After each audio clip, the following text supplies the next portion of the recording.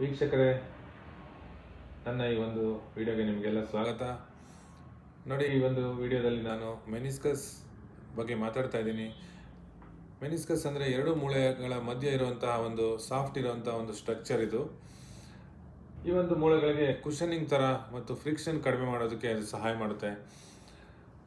ಈಗಿನ ಕಾಲದಲ್ಲಿ ನೀವು ನೋಡಿರ್ಬೋದು, ಮ್ಯಾರಥಾನ್ ಮತ್ತು ಟ್ರೆಕ್ಕಿಂಗ್ ವಿವಿಧ ಕ್ರೀಡೆಗಳಲ್ಲಿ ಭಾಗವಹಿಸುವಂಥದ್ದು ಮತ್ತು ಆ್ಯಕ್ಟಿವ್ ಲೈಫ್ ಸ್ಟೈಲ್ನ ಹೊಂದಿರುವಂಥ ಎಲ್ಲರಿಗೂ ದಿನಗಳಲ್ಲಿ ಕೇಳಿರ್ಬೋದು, ಮೆನಿಸ್ಕಸ್ ಹರಿದೋಯ್ತು ಅಂತ, ಅಥವಾ ಮೆನಿಸ್ಕಸ್ ಡ್ಯಾಮೇಜ್ ಆಗಿದೆ, ಮೊಣಕಾಲು ಟ್ವಿಸ್ಟ್ ಆಯಿತು ಮತ್ತು ಇದೇನೋ ಒಂದು ಡ್ಯಾಮೇಜ್ ಆಗಿದೆ ಅಂತೆ ಮೆನಿಸ್ಕಸ್ ಅಂತ. ನೀವು MRI ಸ್ಕ್ಯಾನ್ ರಿಪೋರ್ಟ್ ನೋಡಿರ್ಬೋದು, ಅಥವಾ ನಿಮ್ಮ ಸ್ನೇಹಿತರಲ್ಲಿ ಮತ್ತು ಯಾರೋ ಒಬ್ಬರು ಫ್ಯಾಮಿಲಿ ಮೆಂಬರ್ಸ್ಗೆ ಈ ಥರ ಇದೆ ಅಂತ ನೀವು ಕೇಳಿರ್ಬೋದು.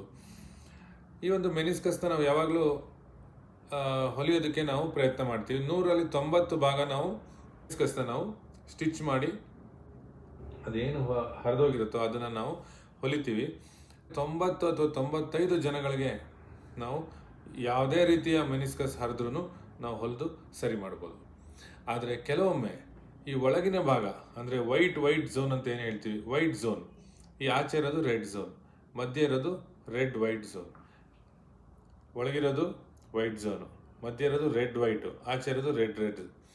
ಈ ಒಳಗಿನ ಭಾಗದ ಮೆನಿಸ್ಕಸ್ ಏನಾದರೂ ಚಿಕ್ಕದಾಗಿ ಒಂದು ಸಣ್ಣ ಪೀಸಾಗಿ ಹರಿದೋಗಿದ್ರೆ ಆ ಒಂದು ಹೊಲಿಗೆಗೆ ನಾವು ಹಾಕೋದಕ್ಕೆ ಆಗೋದಿಲ್ಲ.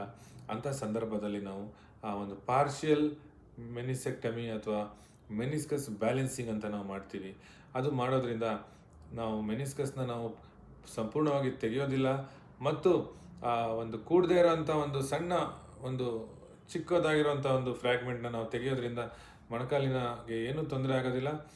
ಹಾಗೆ ಬಿಟ್ಟರೆ ಅಥವಾ ನಾವು ಹೊಲಿಗೆ ಹಾಕಿದ್ರೂ ಸಹ ಕೆಲವೊಮ್ಮೆ ಈ ಒಳಗಿನ ಭಾಗ ರಕ್ತ ಸಂಚಾರ ಕಡಿಮೆ ಇರೋದ್ರಿಂದ ಅದು ಕೂಡ್ದಲೇ ಇರ್ಬೋದು, ಕೂಡ್ದಲೇ ಅದು ಸಪ್ರೇಟಾಗಿ ಒಂದು ಸಣ್ಣ ಒಂದು ತುಂಡಾಗಿ ಇಲ್ಲಿ ಜಾಯಿಂಟ್ ಒಳಗಡೆ ಮೊಣಕಾಲಿನ ಒಳಗಡೆ ಸಿಗಾಕೊಂಡ್ರೆ ನಡೆಯೋದಕ್ಕೂ ಕಷ್ಟ ಆಗುತ್ತೆ ಮತ್ತು ಲಾಕಿಂಗ್ ಅಂತ ಆಗುತ್ತೆ. ಕೆಲವ್ರಿಗೆ ನಡೆಯುತ್ತಾ ಇರುವಾಗ ನಿಂತಂಗೆ ಆಗೋದು, ಎಲ್ಲೋ ತಡೆದಂಗೆ ಆಗೋದು, ಮತ್ತು